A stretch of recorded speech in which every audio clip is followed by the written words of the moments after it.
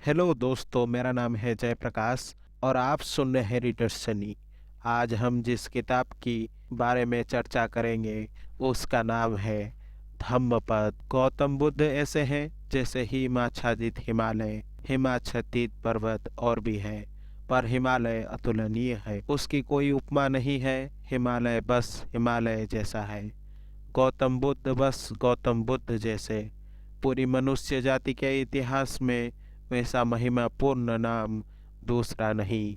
गौतम बुद्ध ने जित हृदय की वीणा को बजाया है उतना किसी और ने नहीं। गौतम बुद्ध के माध्यम से जितने लोग जागे और जितने लोगों ने परम भगवत्ता उपलब्ध की है उतनी किसी और के माध्यम से नहीं। गौतम बुद्ध की वाणी अनूठी है और विशेषकर उन्हें जो सोच विचार चिंतन मनन विमर्श के आदि हैं। हृदय से भरे हुए लोग सुगमता से परमात्मा की तरफ चले जाते हैं, लेकिन हृदय से भरे हुए लोग कहाँ हैं? और हृदय से भरने का कोई उपाय भी तो नहीं है। हो तो हो, ना हो तो ना हो। ऐसी आकस्मिक नैसर्गिक बात पर निर्भर नहीं रहा जा सकता। बुद्ध ने उनको चेताया जिनको चेताना सर्वाधिक कठिन है।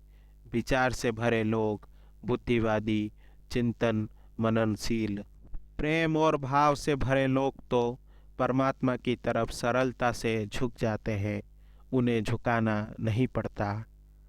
उनसे कोई ना भी कहे तो भी वे पहुंच जाते हैं। उन्हें पहुंचाना नहीं पड़ता, लेकिन वे तो बहुत थोड़े हैं और उनकी संख्या रोज थोड़ी होती गई है।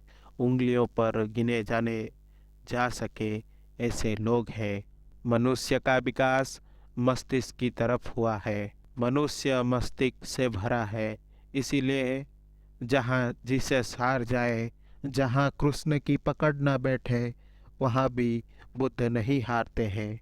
वहाँ भी बुद्ध प्राणों के अंतरतम में पहुँच जाते हैं। बुद्ध का धर्म बुद्धि का धर्म कहा गया है। बुद्धि पर उसका आदि तो है, अंत नहीं।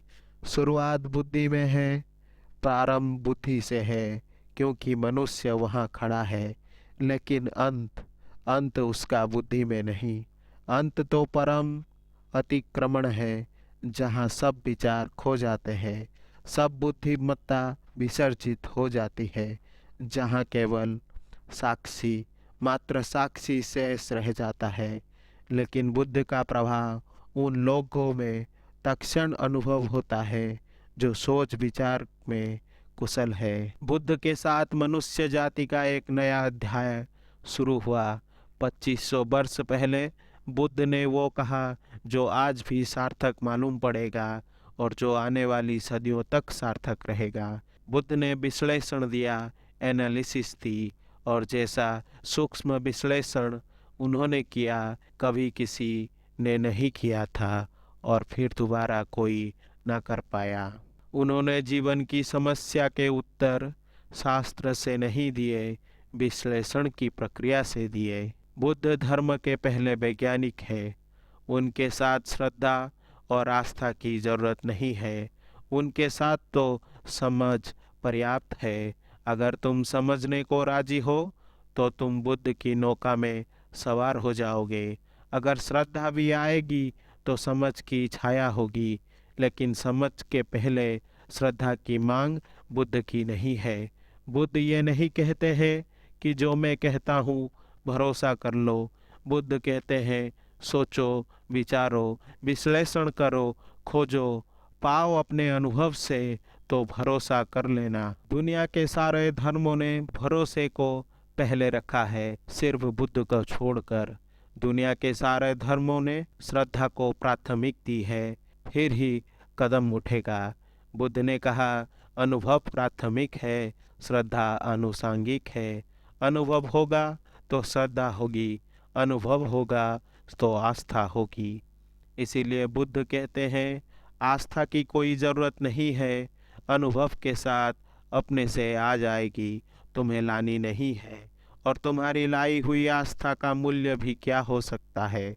तुम्हारी लाई आस्था के पीछे भी छिपे होंगे तुम्हारे संदेह। तुम आरोपित भी कर लोगे विश्वास को, तो भी विश्वास के पीछे अविश्वास खड़ा होगा। तुम कितनी ही दृढ़ता से भरोसा करना चाहो, लेकिन तुम्हारी दृढ़ता कंपती रहेगी और तुम जानते रहोगे कि जो तुम्हारे अनुभव से नहीं उतरा है, उसे तुम चाहो भी तो भी कैसे मान सकते हो। मान भी लो तो भी कैसे मान सकते हो। तुम्हारे ईश्वर कोरा शब्द जाल होगा। जब तक अनुभव की किरण ना उतरी हो, तुम्हारे मोक्ष की धारणा मात्र शाब्दिक होगी, जहाँ तक मुक्ति का थोड़ा स्वाद तुम्हें ना लगा हो। बुद्ध ने कहा, मुझ पर भरोसा मत करना। मैं जो कहता हूँ उस पर इसीलिए भरोसा मत करना कि मैं कहता हूँ।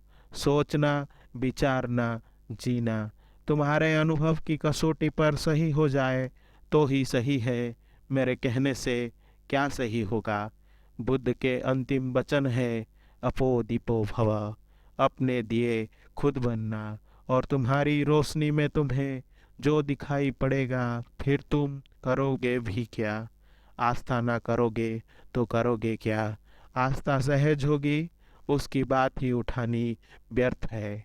बुद्ध का धर्म विश्लेषण का धर्म है, लेकिन विश्लेषण से शुरू होता है, समाप्त नहीं होता वहाँ। समाप्त तो परम संश्लेषण पर होता है।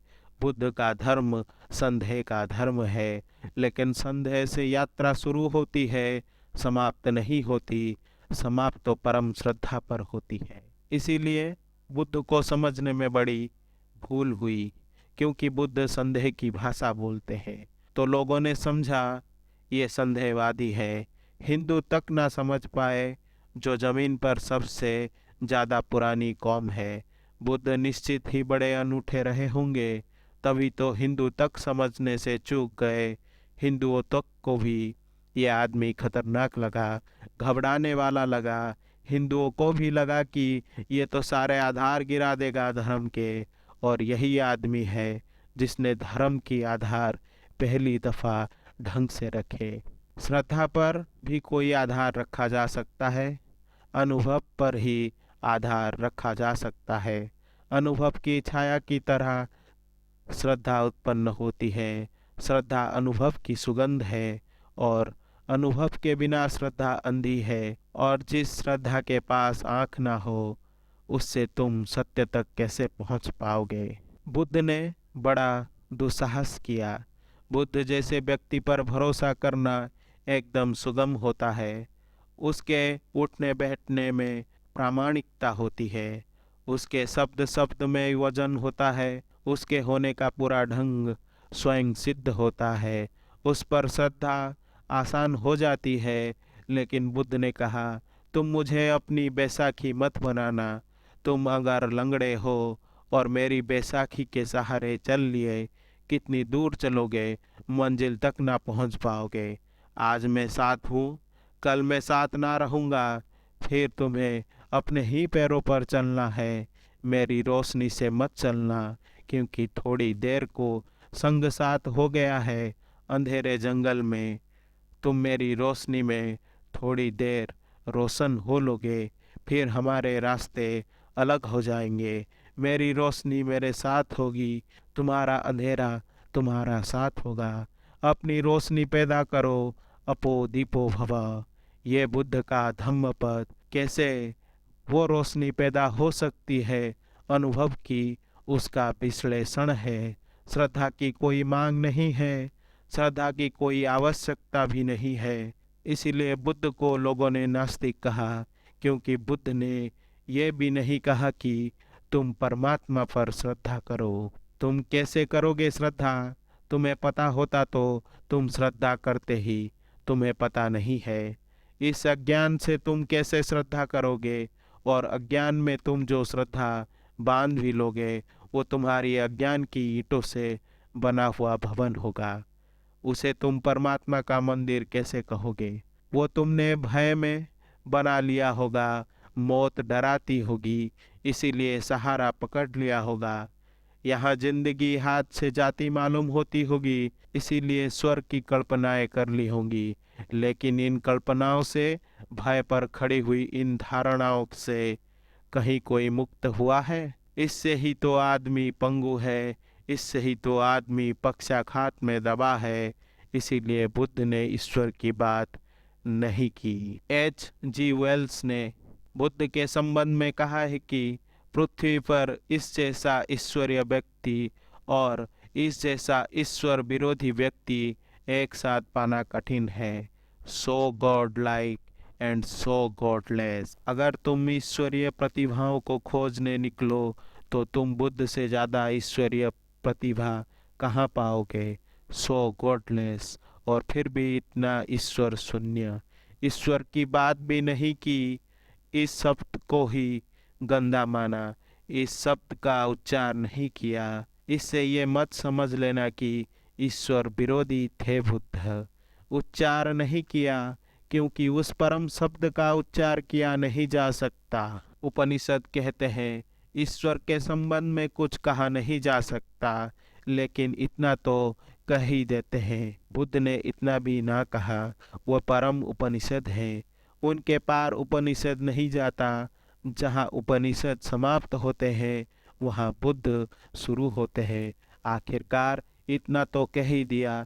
रोक ना सके अपने को कि ईश्वर निर्गुण है तो निर्गुण उसका गुण बना दिया। कहा कि ईश्वर निराकार है तो निराकार उसका आकार हो गया, लेकिन बिना कहे ना रह सके।